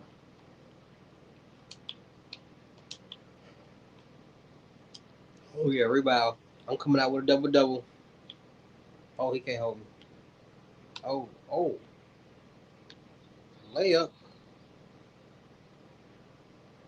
Oh, NBA playing live 96. Live 96. Who's on the cover of that? Jason Kidd? Kevin Garnett with the Timberwolves.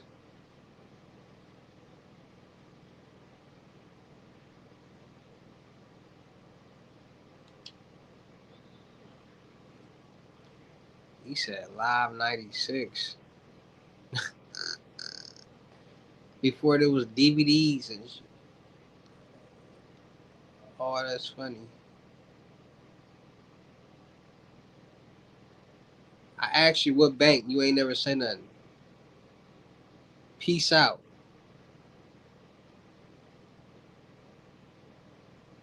Boy, that's I ain't gonna lie. I got live 96, the arcade in my game room. That's funny. I got that arcade. Live 96 right now in the game room.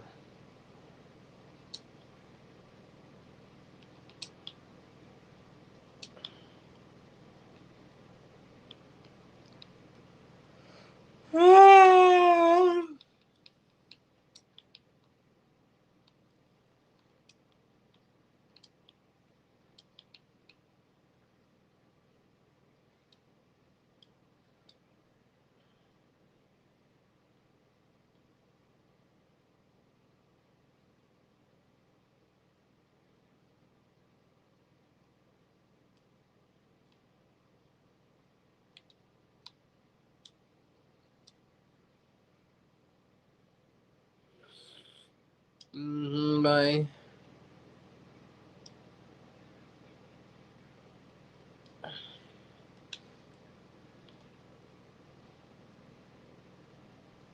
Kobe, I'm trying to help people get the bag like that, but people don't, man.